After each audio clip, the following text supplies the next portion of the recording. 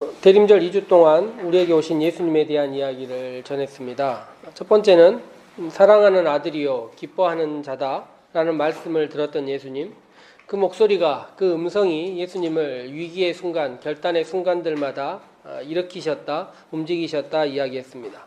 그리고 나서 예수님께서 자신의 일상을, 자기가 이제까지 살았던 삶의 자리를 다시 돌아보았다 이야기를 했고, 그 예수님께서 세상을 변화시키는 방법으로 택하신 이야기가 제자들을 선택하신 것입니다. 그리하여 예수님께서 제자들을 부르셨고, 제자들이 일견 예수님을 따르는 것처럼 보였지만 또한 예수님께서 제자들을 따르고 제자들과 함께 했다 이야기를 했습니다. 이것은 시편 23편에도 나와 있는 이야기입니다. 하나님께서 다윗이 고백할 때 주님께서 나를 인도하십니다. 나와 함께 하십니다. 내가 가는 길을 평생 나와 함께 따르십니다. 이 이야기들은 구약 성경부터 하나님과 가까이 하고 있는 사람들은 모두 느꼈던 이야기고, 물론 핵심은 함께 하심이라 말할 수 있습니다. 우리의 삶 속에서도 예수님께서는 우리와 함께 하시고, 우리의 조그마한 변화, 우리의 삶을 더 나아지게 하기 위한 조금의 변화라도 주님은 늘 함께 하십니다. 그리하여 그 변화 가운데 우리가 하는 일이 무엇이냐면 주님을 나의 구세주로 고백하는 일들을 하기 시작하는 것이죠. 여기까지가 일반적으로 생각하는 우리가 신앙의 단계들입니다. 우리를 위해 오신 주님, 나를 위해서 오신 예수님 말입니다. 그리고 주님을 만난 우리, 그리고 주님을 만난 나, 그리고 주님을 나의 주로 고백하는 우리에 대한 이야기입니다. 그런데 우리의 삶이 나를 가끔 한 번씩 돌아보면 우리가 기도할 때마다 느끼는 것이고, 나 자신을 성찰해 볼 때마다 느끼는 것인데, 왜 항상 여기서 멈춰서 더 나은 존재로 나아가지를 못하고 있을까? 부끄러운 우리의 모습들이 늘 드러날 때마다 우리가 늘 이야기하는 이야기처럼 믿음의 선포와 고백 다음에, 그 다음에 자기를 바꾸는 삶이 왜 이렇게 어려운가에 대한 이야기입니다. 오늘 이 말씀에 대한 이야기, 그것에 대해서 예수님께서 어떤 방법으로 제자들을 변화시키기를 원하시는가에 대한 이야기가 나와 있습니다. 오늘 우리는 9장을 읽었지만 제가 어제 공지 드릴 때 8장부터 읽어오시기를 이야기를 드렸는데, 마가복음 8장 중반부터 9장까지 여러 가지 이야기들이 단계로 나와 있습니다. 복음서 중에서는 대부분의 학자들이 인정하듯이 마가복음이 맨 먼저 기록되었는데요. 다른 복음서들은 마가복음이나 혹 그 전에 기록되어 있는 다른 책들을 약간은 사용하여 자신의 의도를 책 속에 더욱더 기록하였습니다. 물론 이 의도라는 게 성령께서 함께 하시는 것이고, 추후에 성경이 선택되는 그 과정들을 거쳤던 것도 있지만, 마가복음은 어찌 보면 조금 더 거칠고 원석과 같다 말할 수 있습니다.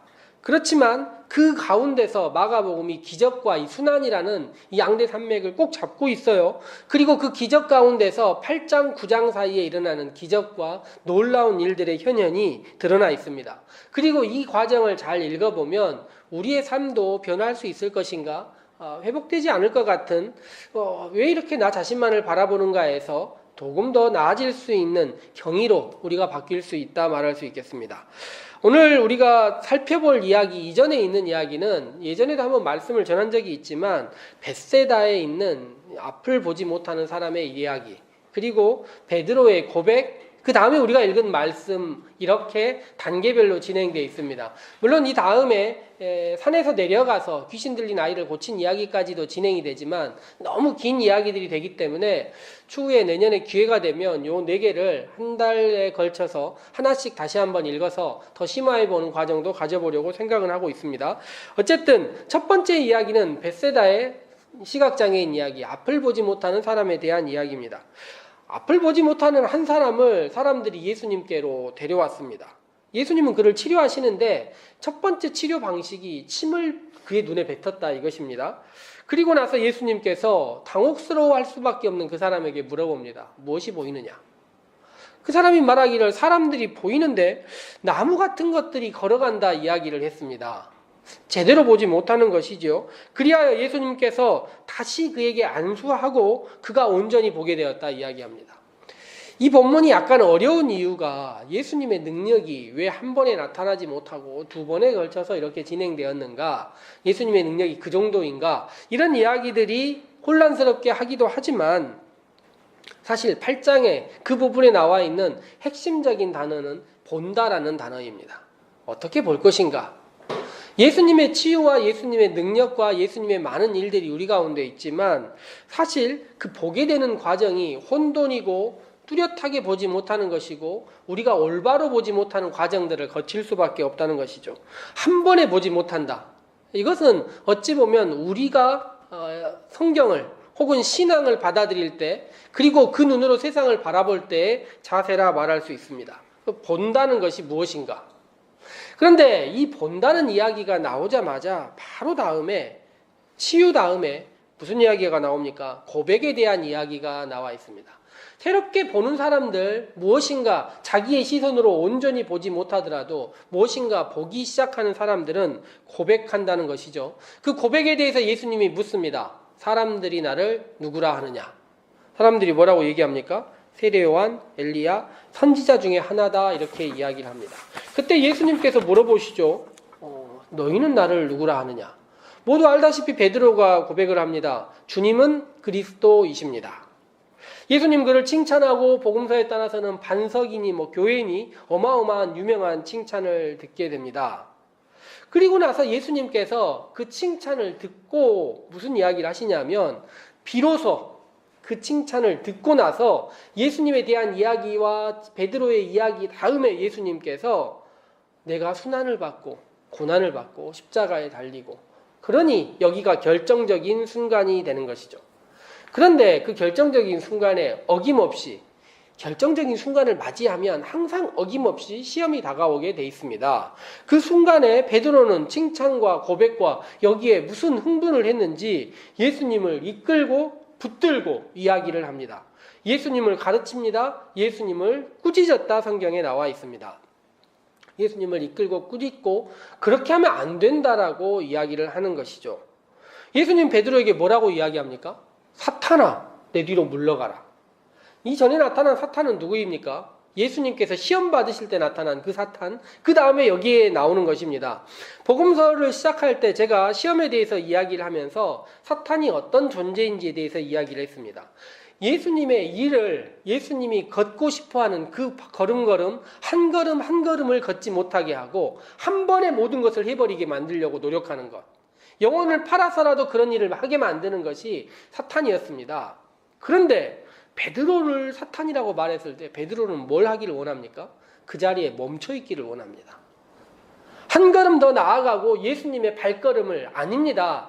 그게 아니라고 멈추기를 원하고 있습니다. 머무르기를 안주하기를 원하고 있고 그렇게 사탄은 시험하고 있습니다. 우리를 더 빠르게 우리의 속도가 아닌 속도를 감히 넘보게 만드는 것이나 우리가 걷고 있는 매일의 발걸음을 멈추게 하는 것이 사탄의 일이라는 것입니다.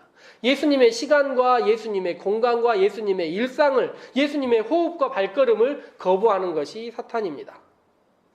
예수님이 원하시는 것이 바로 그 다음에 나옵니다. 예수님께서 그 이야기를 하자마자 뭐라고 이야기를 하냐면 너희들이 나를 따르려면이라고 얘기를 해요. 베드로에게 얘기를 하시고 사탄아 물러가라 이야기하신 다음에 나를 따르려면 자기를 부인하고 자기 십자가를 지고 나를 따르라 이야기를 합니다. 그런데 여기가 참 궁금한 지점입니다. 예수님께서 제자들에게 나를 따르려면이라고 물어보신단 말이에요. 그런데 제자들은 이미 뭐 하는 사람입니까? 예수님을 따르고 있는 사람들이에요. 예수님을 따르고 함께 이동하고 가이사랴 빌립보로 먼 지방으로 왔다 갔다 하고 있는 사람들인데 예수님께서 다시 얘기를 하시는 거예요. 너희가 나를 따르려면 자기를 부인하고 자기 십자가를 지고 나를 따라야 한다 이야기를 하고 있습니다.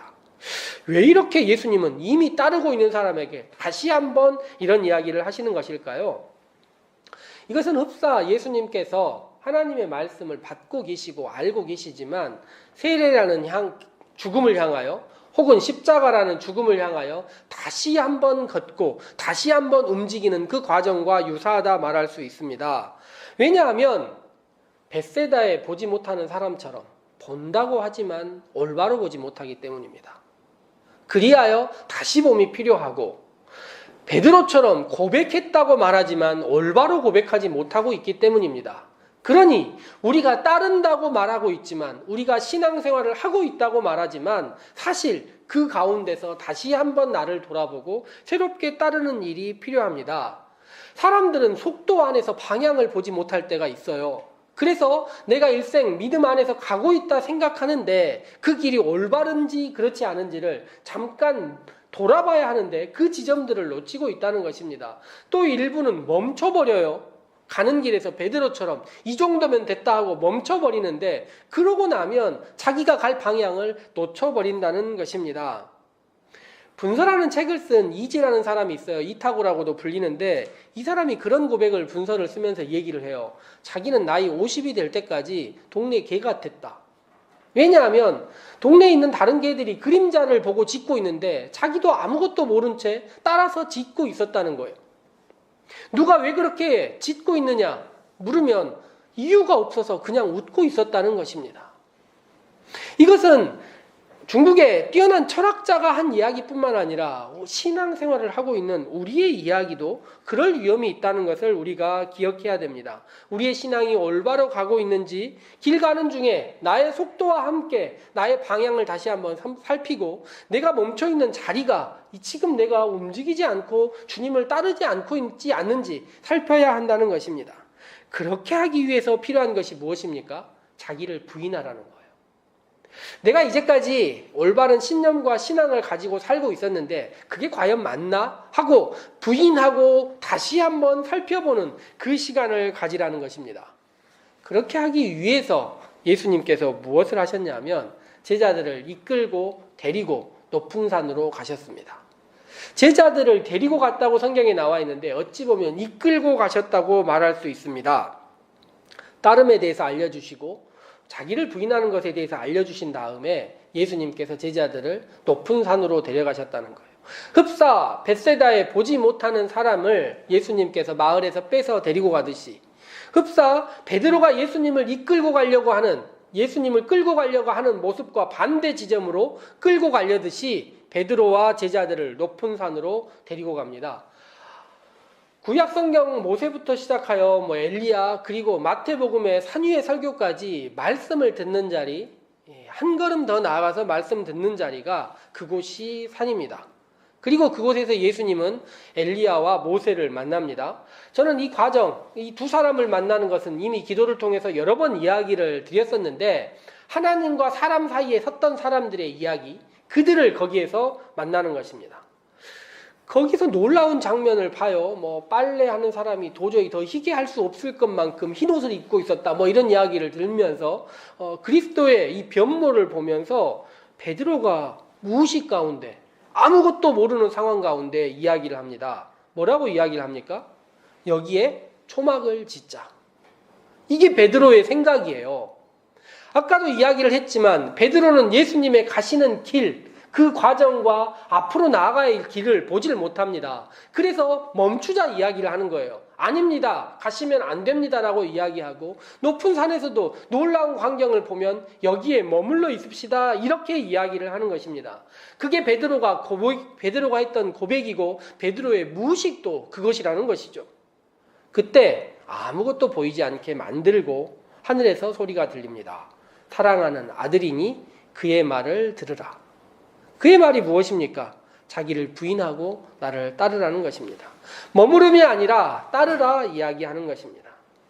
공관복음서를 기록하는 사람들마다 이 이야기를 기록하고 있습니다. 아마 제자들도 모두 빼지 않고 이 이야기를 전했던 것 같습니다. 예수님은 내가 나중에 부활할 때까지 십자가형을 지고 그 다음까지 이 이야기를 하지 말라고 이야기를 했었는데 이 이후에 이 사람들이 이 뜻이 무엇인 줄 알았어요.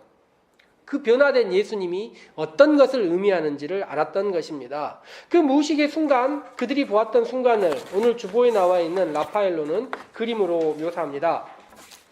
이 그림은 흡사 그리스도의 변모라고 기록되어 있지만 일부의 사람들은 이 모습은 십자가에 달린 그리스도라고 이야기하기도 합니다. 십자가 옆에 좌우에 있는 강도들 같이 엘리야와 모세가 달려있고 아래쪽에 수없이 많은 사람들, 제자들은 쓰러져서 방향을 잃고 있고 아래쪽에 있는 사람들은 뭐가 뭔지를 모르는 채 혼란과 혼미 속에 있는 이 장면 말입니다. 그리스도의 변모는 사실 이 장면에 있지만 사실 저 높은 산에서 오히려 그리스도가 변모되신 것이 아니라 이 대림절 기간 아기로 오신 것이 오히려 더 놀라운 그리스도의 변모일 수 있습니다. 하나님의 아들이 십자가에 달리심이 더 놀라운 그리스도의 변모일 수 있습니다. 또 한 가지는 오늘도 우리가 주님을 만나려고만 하면 주님께서 우리의 마음 가운데 오시고 찾아오시는 것, 이것이 그리스도의 변모일 수 있습니다. 사람들은 그 자리에서만 예수님이 변하셨다고 생각하는데 예수님이 경고에서 말하지 마라 이야기했는데 아시지 않습니까? 말하지 마라. 이게 말하지 마라는 말이 아니지 않습니까? 더 많이 이야기하라는 것입니다. 그리고 제자들이 깨닫고 나서는 어떻겠습니까? 그들의 삶에서 모든 순간에서 그리스도께서 변모하시고 자기들을 넘어 계신 존재로 나타났다는 것을 믿고 그것을 전했던 제자들의 이야기입니다. 대림절 기간에 우리는 다시 오신 주님을 기다리고 있습니다. 그런데 그 주님이 우리에게 무엇을 해주기를 우리는 기다리고 있을까요? 무엇을 바라보고 있을까요? 주님은 우리를 찾아오신 그 주님께서는 올바로 주님의 말씀과 주님의 뜻을 따르기를 원하고 있습니다. 우리가 쓰러져 있고 방향을 놓치고 있고 있는 그 순간들을 넘어서라 이야기하고 다시 한번 주님을 고백하고 사랑하는 아들의 말을 들으라는 그 메시지를 들으라고 이야기하시는 것입니다. 아마 예수님께서 우리에게 10번, 100번 그 이상을 다시 오신다 해도 같을 수밖에 없는 것이 예수님의 사역입니다. 나를 따르라, 너희를 부인하고 나를 따르라. 그리고 하나님 나라가 가까웠으니 그 하나님 나라를 위하여 너의 삶을 바꾸라 하시는 그 말씀, 그것이 우리에게 오는 것입니다. 오늘 우리에게 높은 산은 무엇일까요? 그 높은 산은 어디일까요? 우리가 예배하는 자리, 기도하는 자리, 말씀을 읽는 자리, 그 자리가 높은 산이 아니겠습니까? 2019년을 맞춰가는 우리가 주님께서 우리를 높은 산과 같이 잠깐 우리를 내려놓을 수 있는 이 장소로 예배의 자리로 부르셨으니 주님을 바라보고 주님께서 우리에게 오늘도 던지시는 그 말씀의 의미를 기억하시고 오늘 예배 그리고 일주일을 살아가시는 우리 살림의 모든 성도들 되시기를 소망해 봅니다. 함께 기도하도록 합시다.